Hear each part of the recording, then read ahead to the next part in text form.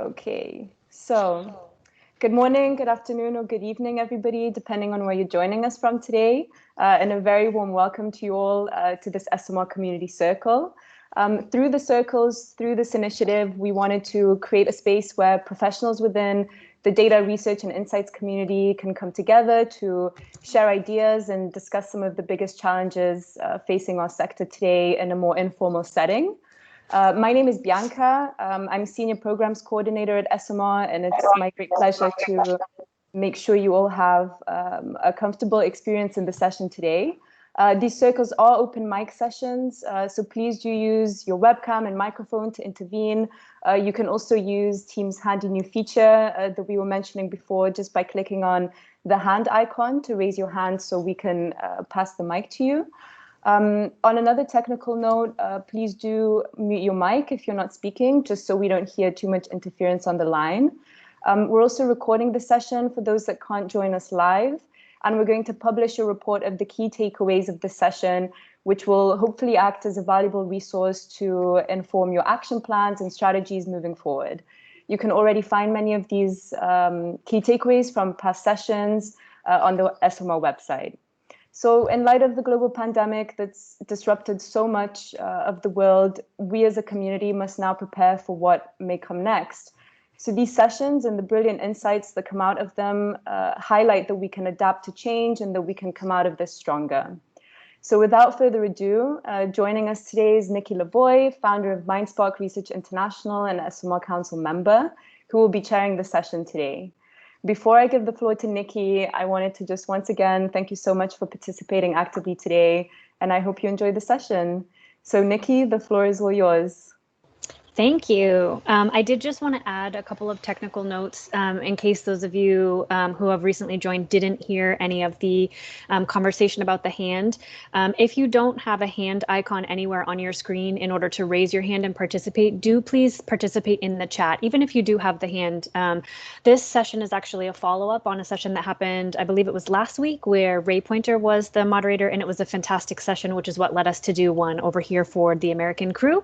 And there was actually a lot of really great conversation happening in the chat. So if you feel like there's a lot of conversation happening and you don't either feel comfortable jumping in or you don't necessarily feel like there's a right moment for you to jump in, do say something in the chat. And as well, if you don't have the hand, what we've been doing is we just type the word hand. And Bianca and I believe there's somebody else from the ESOMAR team who's going to be helping me manage that. So they'll be helping me pass the mic to somebody who has a question or has a comment that wants to participate in the conversation. So if you don't see the hand icon, please don't panic. Just type hand in the chat and we will make sure you get your chance to voice your opinion. I also have the very difficult task of moderating moderators today, so please have mercy on me because there's a lot of really professional people in this conversation. And I thank you all, as Bianca said, for participating. We've got like loads of smart people in this virtual room and I'm really excited to kick this off.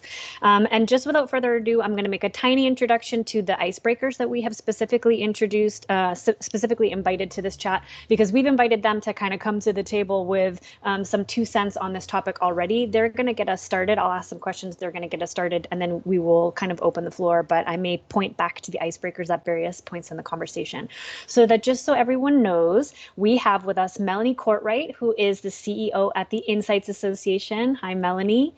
We also have Shannon Danzy, who is principal at Danzy Consultants. So hello, Shannon.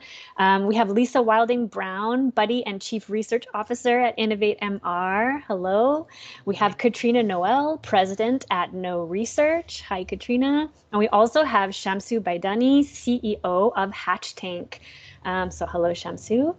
And so I will kick us off with the first question, and I'm probably going to toss the ball very deliberately to a couple of you icebreakers at first. So one of the things that came out of the conversation that we had with Ray last week that I thought was really interesting, and I wanted to bring over to you folks on this other side of the pond, is actually, there's been quite a lot of innovation in online research that's been going on for quite a long time. It just seems to be getting attention now because of, everything that's been going on. So I'm wondering if there has been any innovation that has actually happened now in reaction to or in response to what we've been seeing in relation to the pandemic and the need for more physical distance. I would love, Melanie, if I could kind of jump to you and see if you have any 2 cents on that. Sure. Well, I mean, the first and no surprise here is that much of the face-to-face work has moved quickly online. In the research that we've conducted, 80% of people who are doing face-to-face or in-person work were modifying it to move online very quickly.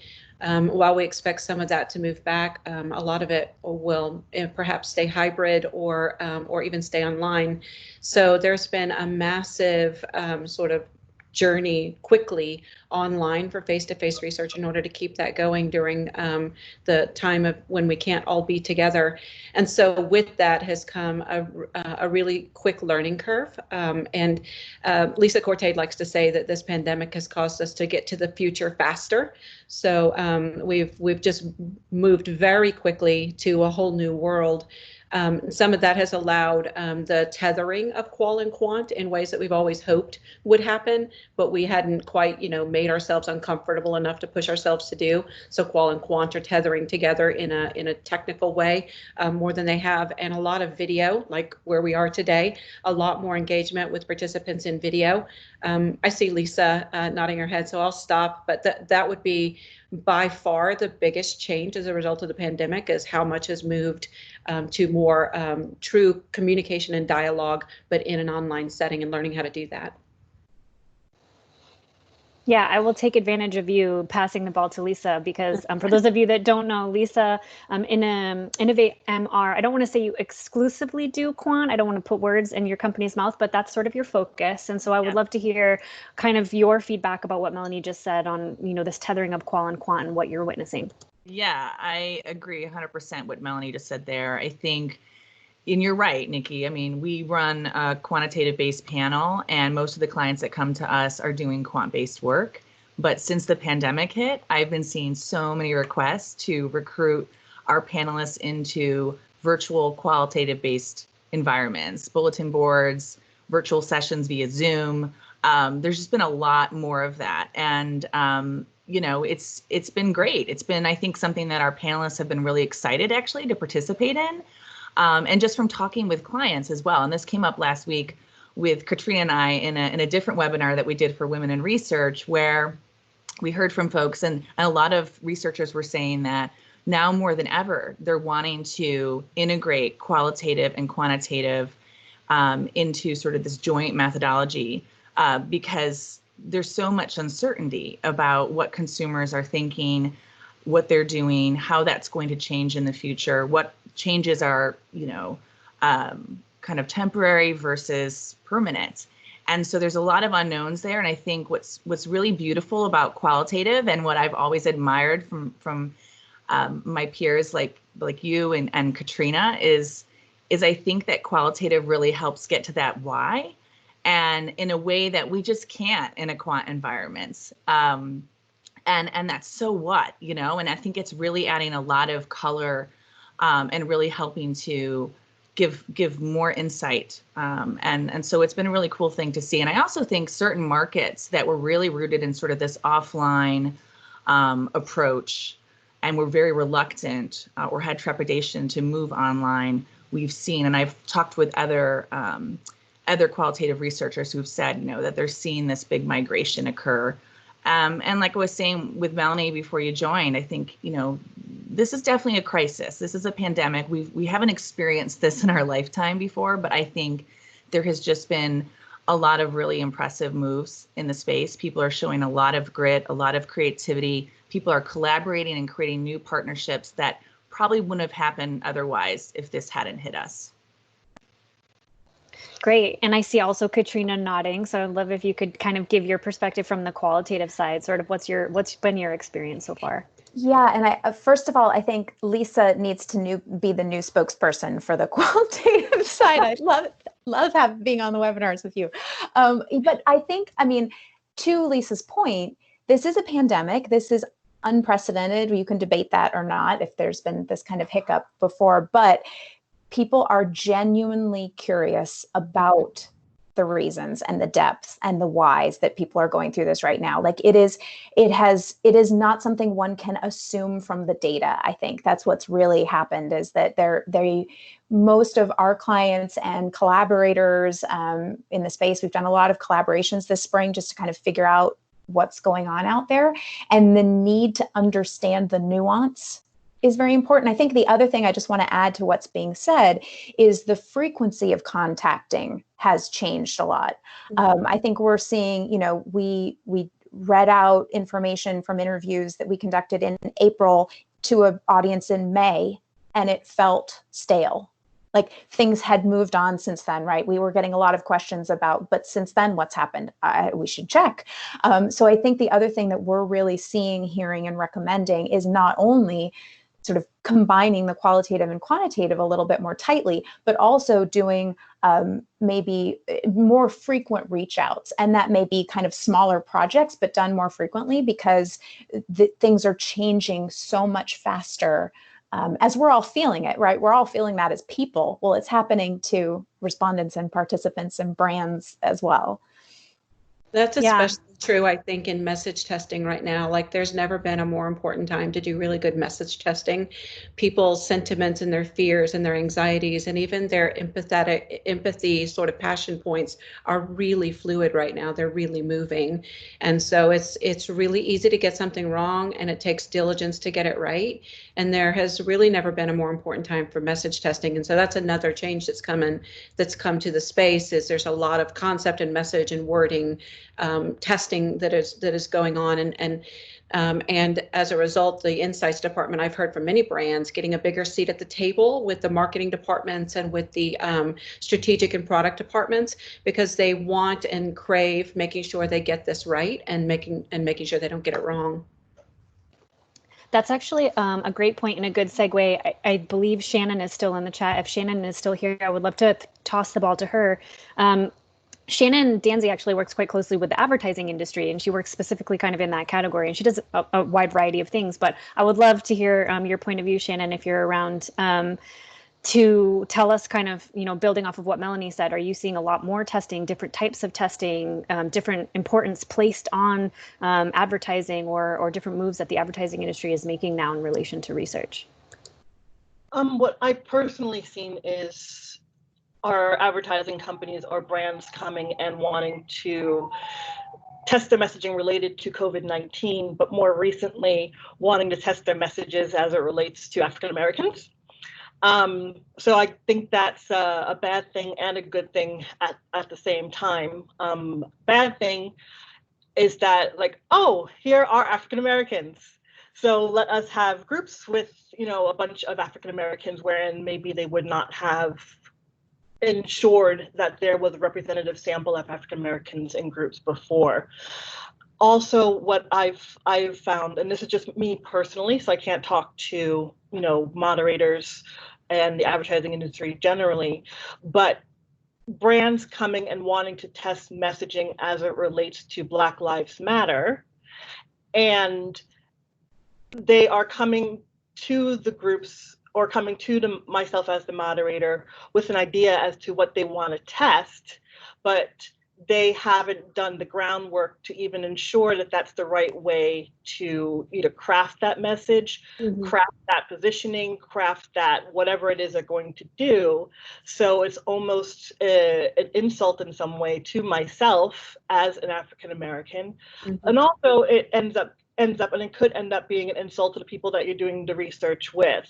So it comes back to that notion that that's really going around right now, the notion of a bit of white privilege, where you're like, you want to help, and you're coming up with these ideas, but you haven't done the groundwork. So the parallel is to us as qualitative moderators. When a client comes to us and say, hey, well, I want to do an online ethnography and I want to do it this way, but they don't have the expertise in online qual, and we get all bothered by that. It's the same thing here. So I'm that taking a more negative, giving you guys a more negative perspective to what was just discussed right now. But I think that's important to say and to be heard.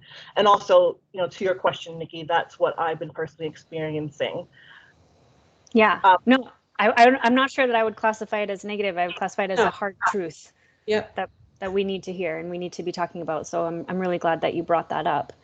I also wanted. supposed to work in the research world was you're supposed to use qual to generate concepts, to generate ideas, to do your discovery, and then you're supposed to test those concepts in a quant fashion, and then you're supposed to refine them. But many come, and then you're supposed to do that with good representation all along the way. And unfortunately, steps have been being skipped for a while now. Discovery especially gets skipped. People create their concepts in their walled gardens, in their minds, and then they go straight to quant, and then they don't necessarily get a really great quant read either.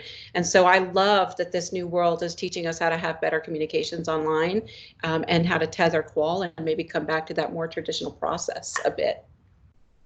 But I do find it interesting, and this is something I have talked to people about, and we had a session at the QRCA about talking a little bit about this, is that online qual has been around for years. Mm-hmm. I was first exposed to online qual back in 2003.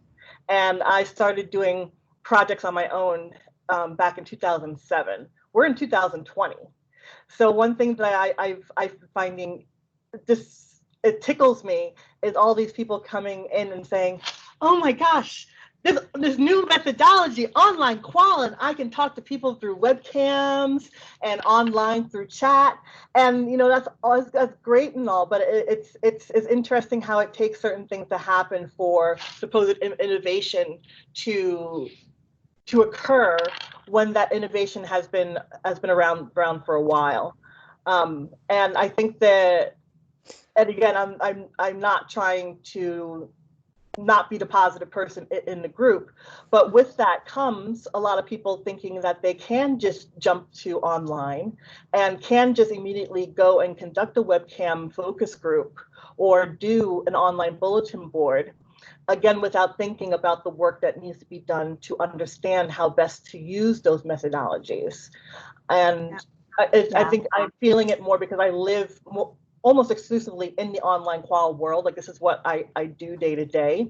But there is a difference, and not everyone will see that difference at the beginning. Or if you come in as a newbie and you do the research and you think what you did was great, you're not going to know that maybe that wasn't so great, or wasn't so detailed, or getting those nuances until you see somebody else do it who has the expertise. And I think that's something that sometimes people don't ever see. And I think that's a shame for both us as moderators, but also for the people who are paying for the research.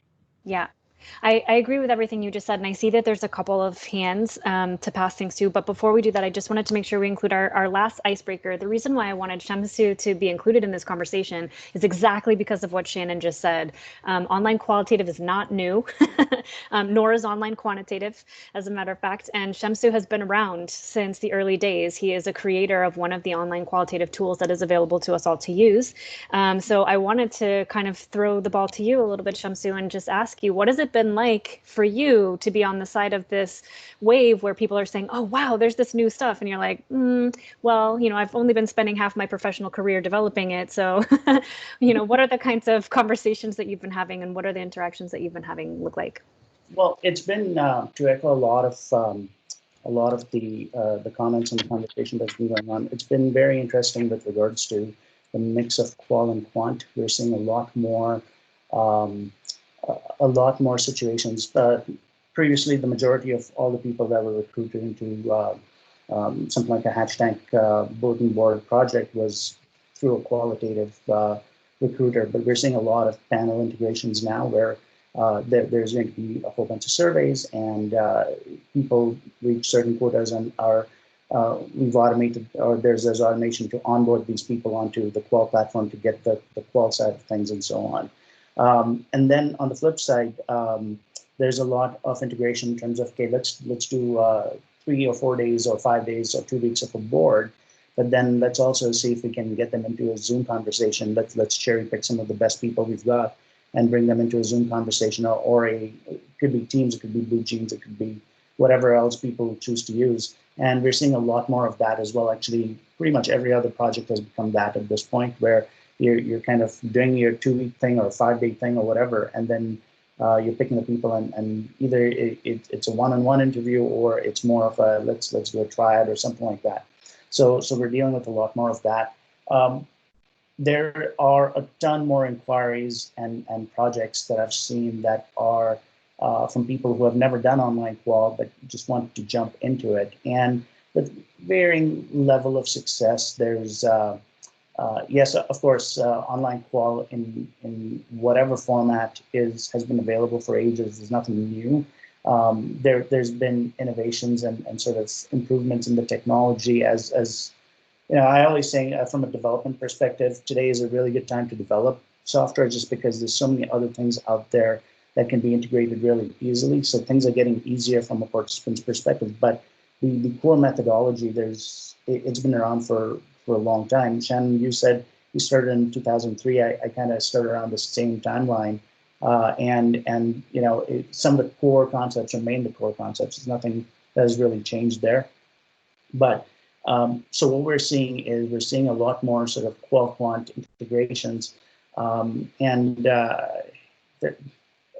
To phrase this mildly, there's been some interesting research, some fantastic, some not so fantastic, and it's just people's levels of expertise. You know, there's a lot of DIY where people who don't necessarily have research experience are trying to do it versus hiring, you know, someone like Nikki or Katrina or whoever to come in and say, okay, do this for us, the not necessarily the right way, but the experienced way, and so on. So we're seeing a lot of that on this end right now. Okay, I see that Katrina has a hand up. I wasn't sure if there was other folks with a hand up, so I'm just gonna, until I'm told otherwise, okay. Katrina's got the floor. Okay, that's okay. Go ahead. And thank you for letting me back in. Apologies, I just got a little spinning wheel for a moment. Promise we're digital qual experts. Anyway, no, I just thank you, Shamsu, for that. And I wanted to, something Shannon mentioned and you echoed. I think it's really important. We've been talking a lot about it this spring as like welcome to digital tool. Like it is shocking how many people did not have a digital emphasis or component of their practice until now. And, you know, we actually tried to integrate it quite a lot around the 08, 09 time period when budgets went down. And so traveling was just tricky. So that's when we made a big leap into the digital space for qualitative work. And Jen Dale and I have had a lot of conversations about this, that then there was a lot of kind of limitation based on what tools could do, which tools did which things. And I think this is really almost a golden age of possibilities in terms of the number of tools that are out there, DIY solutions that you can use. And so it's sort of less restrictive. Anything that you could want to do, there is a way of doing it digitally now, really. And so it's a very exciting time to get into it. But to Shannon's and then Shamsu's point, there's plenty of expertise out there because it has been around for a while. So we say, if it is your first foray, hook up with an expert, whether it's, a consultant expert or just a tool or platform that's going to give you really full-on white glove, helpful service, because there's no need to go it alone at this point. There are lots of people who are able to kind of help you take that step because a lot of skills are, of course, transferable, but not 100%. So not 100% of skills just go immediately, okay, I'm on a computer. There's a lot different, both from a moderation kind of style, whether that's synchronous or asynchronous, and just kind of a data analysis standpoint when you are using some of the tools and activities that are there for you, and lots of video and lots of photos. And, so I think it's a great time to get into it, but it's also a great time to reach out and say, hey, can we partner on this first one so that to Shamsu's point, you have one of the successful projects rather than one of the perhaps learning opportunity projects, I would say. That's a lot of very positive phrasing. Yes, I see Melanie. Melanie has her hand as well. Mm-hmm.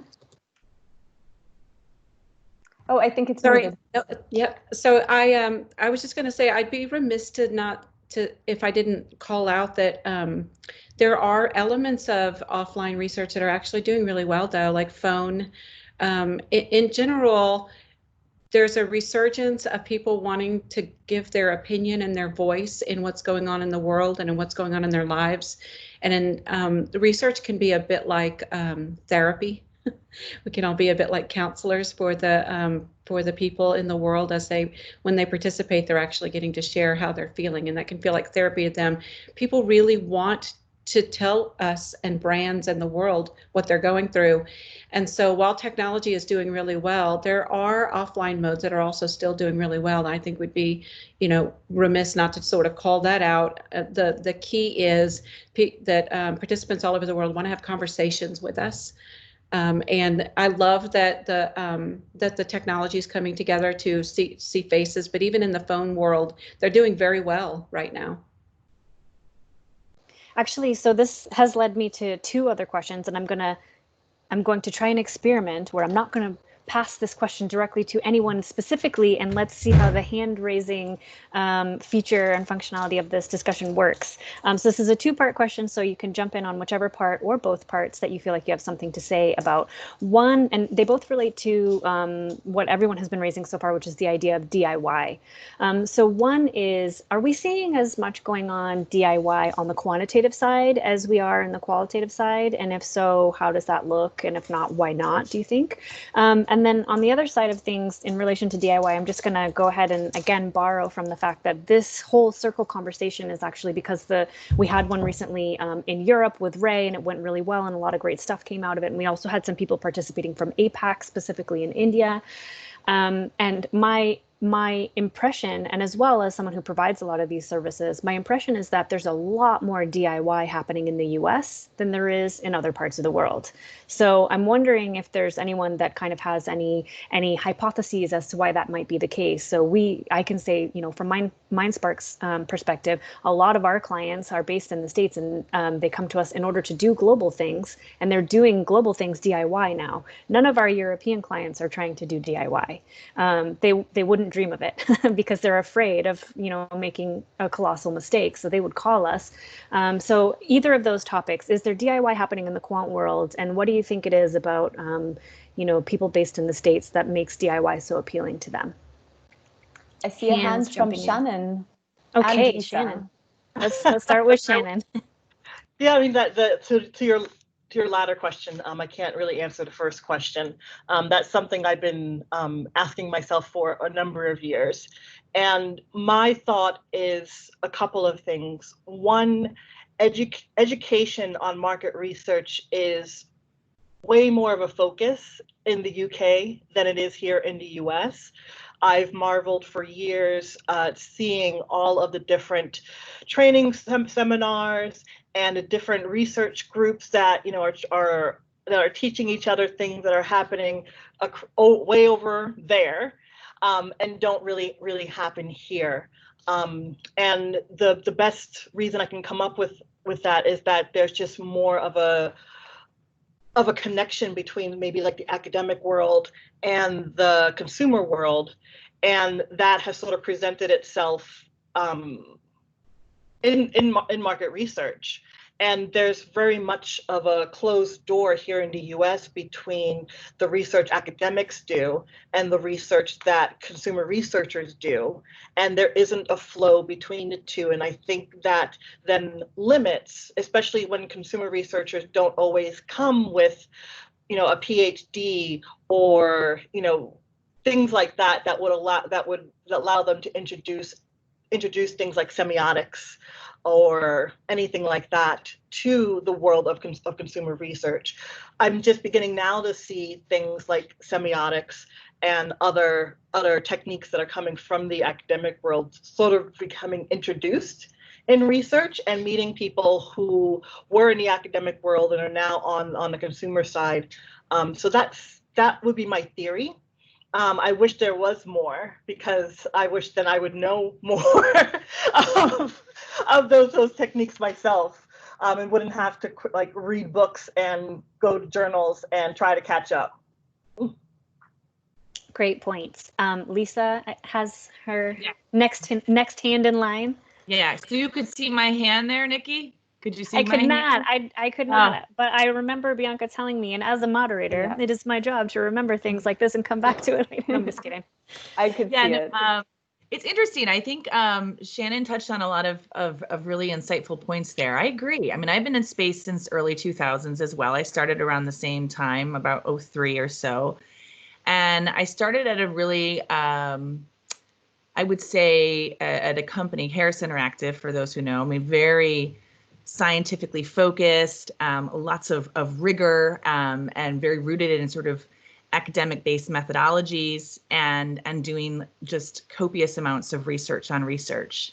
And so I kind of grew up in that environment.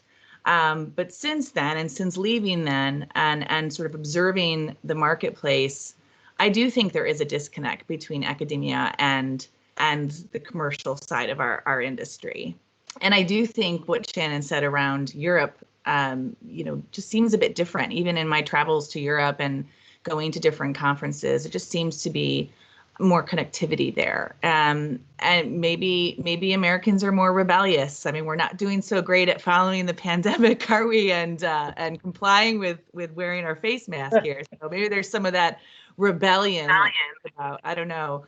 But I am seeing, just to sort of answer that initial question, Nikki, I am seeing an increase in requests for DIY on our side. So we have managed services, so people can come to us to buy sample, but then we also have a DIY platform where people can come and buy sample from us.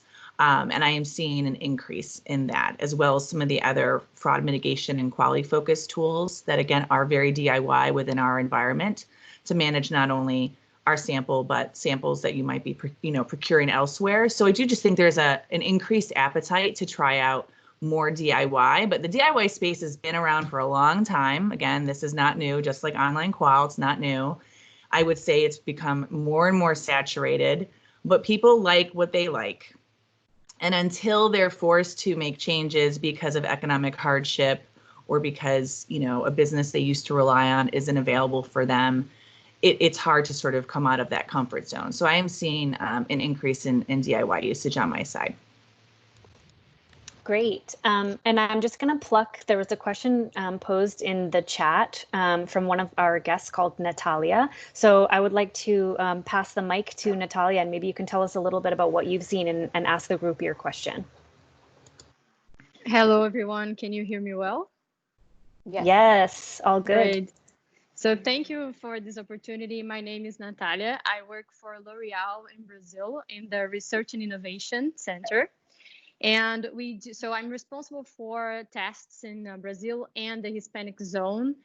And we still face today some challenges in quantitative online research, especially because many women, many people still have very limited internet access here, or a small data package. So we have been doing online research, qualitative research, but the quantitative one is rather more challenging in Brazil and in Mexico more specifically. So I just wanted to know if you have any tips or suggestions, because I believe that in your countries it's been more common, or you have this experience for some years now. And during this pandemic, we need to reinvent ourselves, right? And to keep doing our tests and our studies, because it's very important that we keep going, but we just need to reinvent ourselves and maybe move faster into the future, as you mentioned in the beginning. So I just wanted to know if you have any tips or suggestions for countries where the internet access is more limited and we can have a higher dropout rate with online research. Thank you. So there's some icebreakers who are like, I could answer this, but I don't know if you want me to. Lisa and Melanie, I'm looking at you. Yeah, I mean, it kind of harkens back to like my early days when I was helping clients in other markets transition from offline to online. And it was like we were trying to prove online as a methodology to a lot of our clients. And I'm not trying to in any way say that offline methodologies are dead or going away. I want to make that really clear. I think there is purpose and importance for those methodologies. And to me, it's almost like embracing more of a hybrid model. I mean, I know when we were trying to offset some of that representation issue that comes about with populations where penetration rates are lower, we would do things like propensity weighting to sort of offset some of that representation. But I think having a hybrid approach certainly helps. I don't know, Mel, if you have other commentary around that, or if you want to jump in there. Yeah, I mean, I think even in emerging markets where the internet penetration is low, there's partners out there that have services that they can help you with, and the really good partners will tell you everything you need to be concerned about when doing research in an emerging market. Things like making sure that the surveys are shorter and simple so they don't require so much rich media and things that might sort of bog down the internet connection. In those types of countries, webcams aren't necessarily the way to go at this point. Just being able to have the conversation digitally is more important than being able to turn on a webcam, because again, the internet infrastructure and the amount of just media that requires going through the pipes. They'll also talk to you about understanding if it's a smaller portion of the population that's online, what do those people look like and who are you missing? Like social class, they should really understand social class, which social classes are on the internet and which are not. And then they can walk you through doing things that are hybrid. So you still do some things that are offline and then bring the data together. So really good partners will help you consider all of that. But those would also be my recommendations, having sat in that seat as well. Simple surveys that don't require, and even text-based surveys that don't require too much internet, and then really understanding who the data represents and who it doesn't, and filling in the gaps either with weighting or with other modes. And I just wanted to... Wow, I love research. Sorry, I'm such a nerd. I just wanted to touch base as well on something that Natalia mentioned, which is the idea of brands needing to reinvent themselves. And I think this goes back as well to even what Shannon mentioned, talking about Black Lives Matter and the pandemic in general. In my view, and I would really love to hear from the great minds that are, participating and listening in. In my view, there's these two forces happening at the same time. One is that there's a big need for brands to reinvent themselves in a lot of different contexts. And the other is that reinvention takes time, right? So in order to reinvent yourselves appropriately and accordingly, you need to do the groundwork, as Shannon mentioned. You need to actually go in and talk to the right people. You need to do exploratory work. You need to figure out what the foundations are going to be of the new brand, or how the brand is going to respond to something like a social movement. And so I guess, given all of the changes that we're seeing, what is sort of the way that this deep understanding foundational work can happen, but at the speed that it seems to be needed to be taking place right now?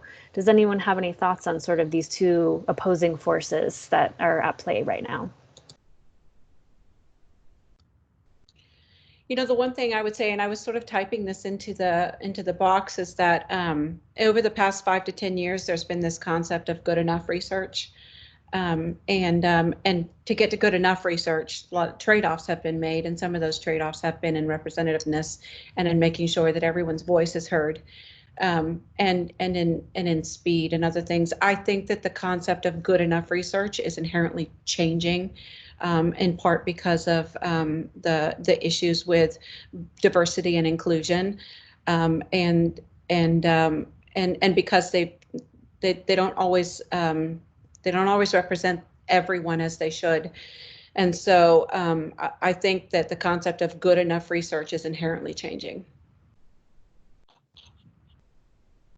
I guess it's true, Melanie. Like, I think about good enough. I also think about scrappy, which kind of comes back to Natalia's question, right? Of like, well, what can you do when resources are limited, time is limited, for whatever reasons you're working within these constraints. And so, I mean, I just think one thing that a lot of brands we're working with are doing is changing the structure of how they think of what research needs to be, how big it needs to be, how many phases it needs to have.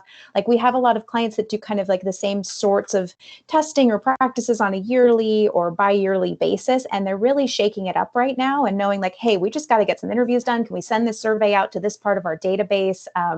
If people can't do webcams, can we give them a text chat option? Like, what can we do to kind of learn quickly? Yes, I would say efficiently rather than quickly, but kind of at pace, rather than, okay, we need to sit back and have all of these big meetings and then consider what we do. There's almost this like impetus to just dive in, which I think is very healthy at this point. I see that Shannon has a hand, so I'll pass the mic to Shannon. I may have misunderstood your question based on what Katrina just said. So I thought the question was, and I'll just answer it this way. The question was, how can people learn while doing, in terms of methodologies, in terms of going back to the conversation we were having earlier about the difference between the world of academia and the world of commercial research.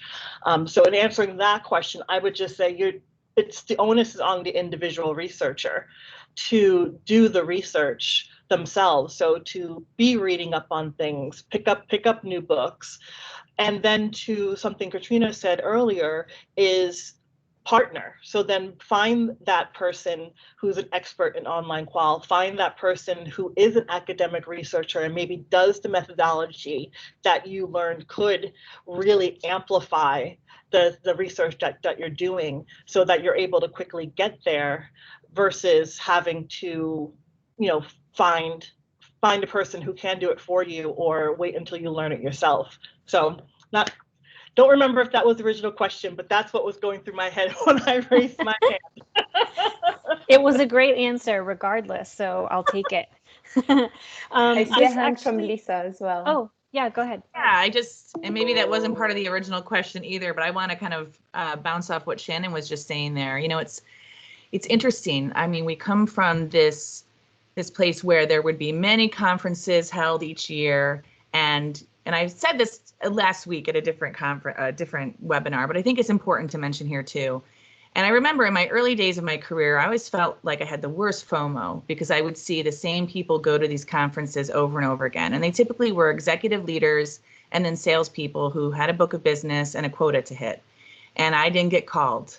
And I'll never forget, actually, Melanie, you were at one of my very first conferences back in the early 2000s. I can't remember what year it was. It was in Dublin, actually. It was in Ireland. Do you remember that one? And I remember feeling so like, I don't know anyone here. I don't know one single person. And I felt really intimidated. And Melanie sat down next to me. We were sitting in the back, this big, huge room.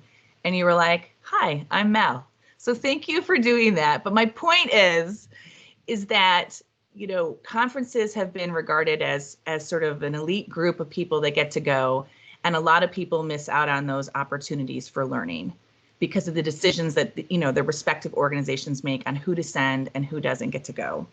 What I love about what's happening right now is there's these awesome community circles like this that are popping up. There's town halls that are popping up. There's free conferences, virtual conferences that are popping up. So to Shannon's point, there is a real opportunity for us to educate ourselves, for people that wouldn't normally have an opportunity to go, to jump in feet first and get access to this thought leadership and these types of conversations. And I just want to encourage people to do that. I mean, it took me a long time to be able to get to go to those shows, but I just think to the younger researchers out there that might be listening in, this is an interesting time, and there's a democratization of conference going and thought leadership access that is being afforded to all of us right now.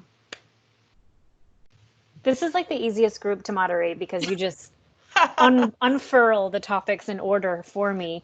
Your agenda. Sorry, Nikki. I shared my questions in advance with everybody. No, I didn't. Actually, before I asked this question, I also just wanted to share a little mini Mel story. My first ever time speaking at at ESOMAR Congress, I shared the stage with Melanie, and I was also very like, what am I doing here? And felt very out of my league. And Melanie and Annie actually took me aside, and they were like, good job for being able to, speak at your first ever ESOMAR Congress. So thanks, Mel, for the boost you gave me back then as well. You're welcome. I remember Dublin so well because I practically got booed off the stage for making the analogy about river sampling and fish. And I remember this, people were so offended. They're like, these are not fish. I don't know. That was a rough conference for me. So I needed a friend too. So thank you, Lisa. Well, I think what you guys are talking about right now is important for people to hear, especially for those of us who have years of experience. We all have those stories where someone came in and sat down next to us or encouraged us or gave us something to read. We have to remember to continue doing that, even though we're not encountering people in person, especially if you're in the US, because we're back to that earlier point, we're stubborn. But we need to reach out to to younger people or people who are just entering the field, which I think is something to also remember. Not everyone who's starting out in research is someone just out of college. It can be someone who's transitioning. So when you come across someone who doesn't know and it looks like they're eager on email or whatnot, reach out to them, give them a call, share what you know, because really that's how any of us gets to where we are right now. Yeah, and for the people on this call even who haven't raised their hand yet, the most important advice I could give anyone is to build a community. Don't be afraid to reach out to someone and to build a family. I could not have done as well in my career if I had not also been surrounded by people who stood me up. So lean in, ask questions. Yeah. That's great. And like I said, all of this is leading to my question, which is we're talking about the differences that are happening in events. Conferences are now happening online. Some are being postponed. Some are still aiming to happen face-to-face. But in addition to just conferences, we've been talking a lot about experts and expertise and how important that is right now, and partnering with people who are experts. And I'd really love to raise the question about things like certifications. I mean, Shannon was saying that she wished that it was easier for her to learn about some of the techniques. Sorry if you guys can hear the Parisian sirens in the background, it's really loud. But yeah, so there's lots of techniques, lots of methodologies that are possible to be learned about. I'm really sorry. And I'm wondering, first of all, how interesting is it to you guys, this idea of having certification, courses, things like that? You know, would there be things that you would maybe refer one of your clients to who's doing a lot of DIY so that they can start doing better research, even if they're partnering with you less? And on top of that, how does that look and how does that work now that a lot of things are moving to a more virtual format? Is there a way that we can still take advantage of things like certification and support one another and kind of find that camaraderie that we get from sort of like having a boot camp or something like that we've been, you know, interested in doing in the last couple of years? Well, I can go first.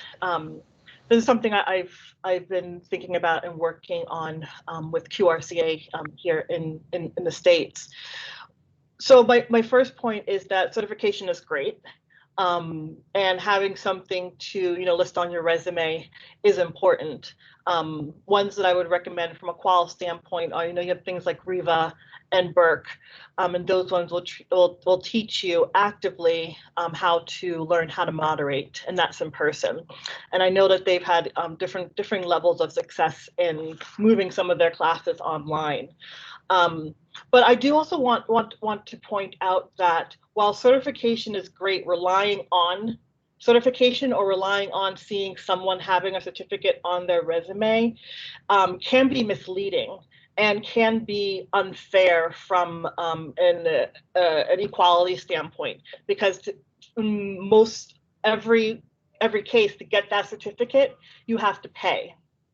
And to pay, you either have to have the money or you have to have the company to pay for you. And not everyone has those two things. And so if for any company that's hiring, whether to bring that person into their company or is hiring as a consultant, I would just encourage people not to rely only on that, because it's not necessarily the best filter for whether someone can really do their job. And it does result in people of color, people who have coming from low income, or maybe people who just love the nonprofit world and they love doing research in the nonprofit world, but they're never going to get the money to take a certificate. It's not an indication as to how smart and how well that they can do their job.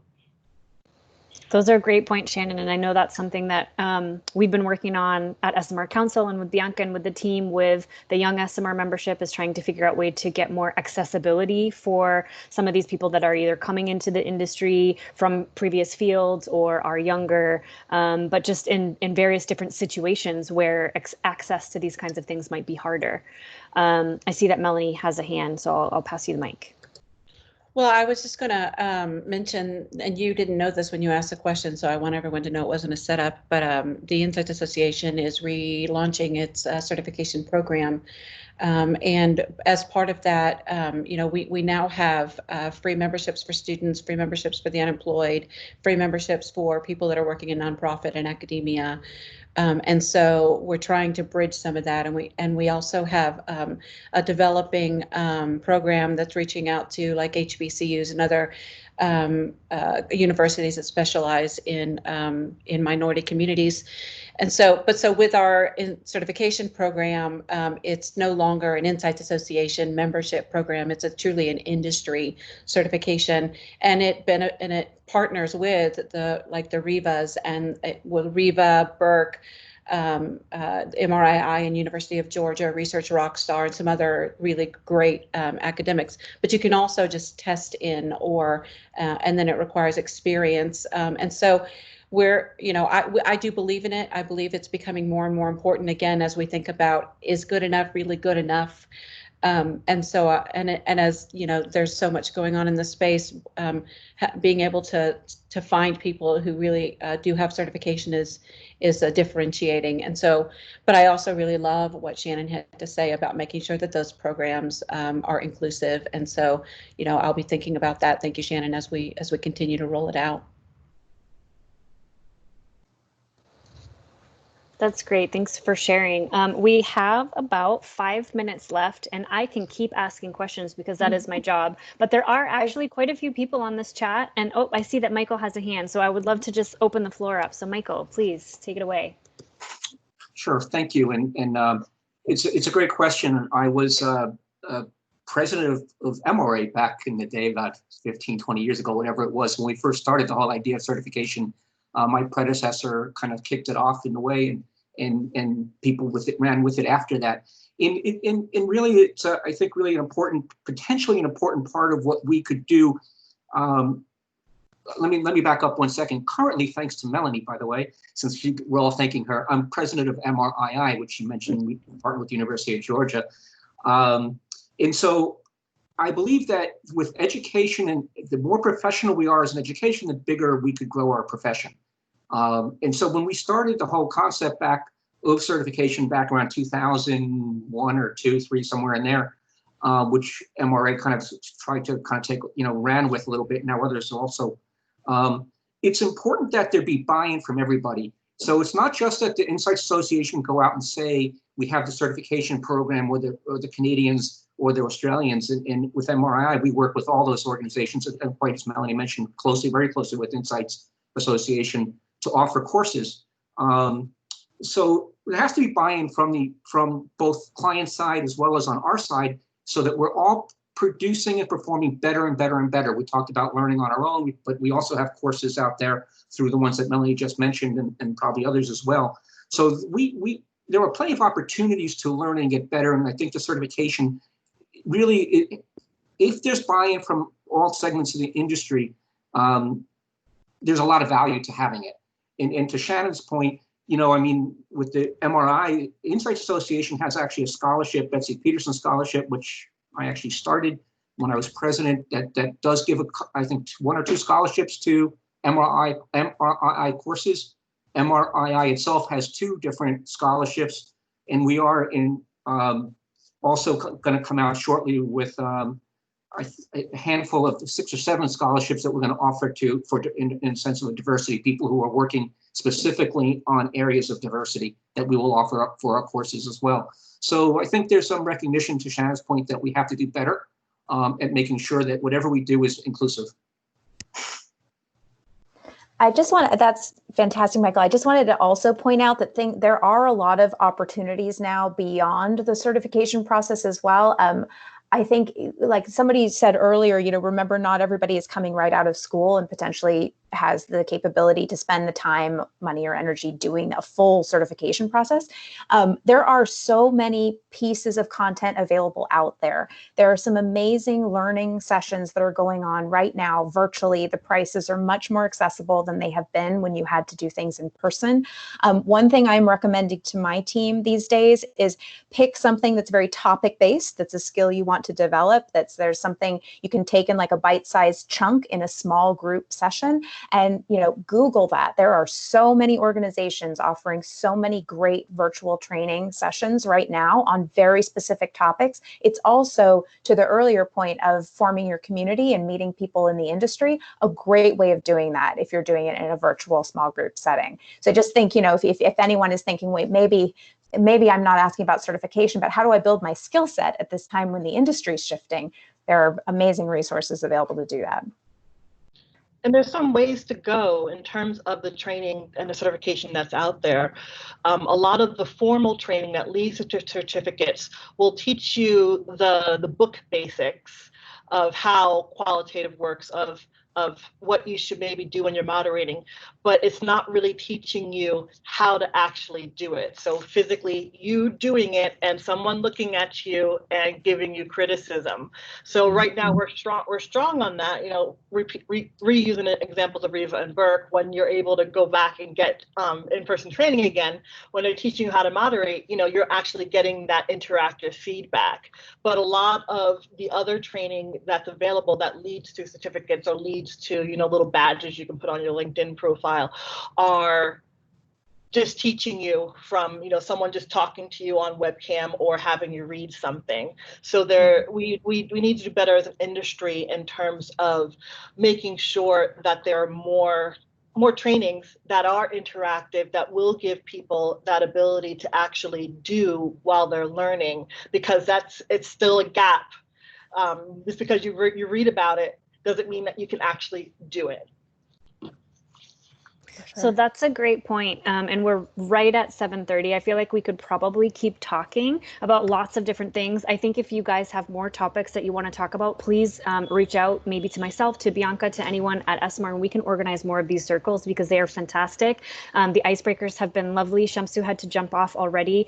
So he said thank you to everyone who participated. I also want to thank again Melanie, Katrina, Lisa, and Shannon for also being ready to jump on board and answer all of the questions. And I'm going to pass the mic back to Bianca now for just a couple of quick closing announcements.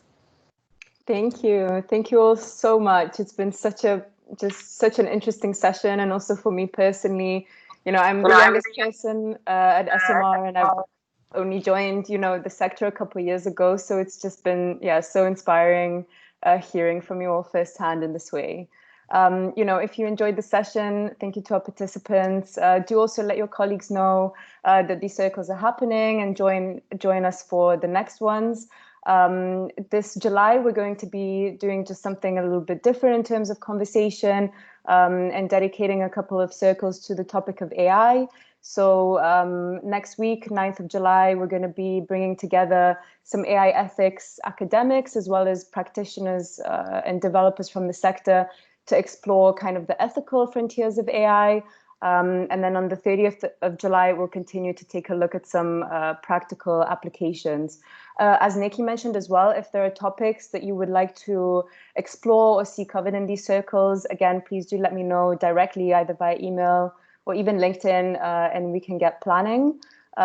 Obviously, these circles are open to everyone, and we're always looking for topics that are relevant and important to you. So yeah, with that, thank you all once again for bringing the circle to life. And I hope to see you in the next one, and have a great rest of your day. Thank you. Bye, everyone. Bye, everyone. Bye, everyone. Bye, guys. Thanks so much. Bye. Thank you.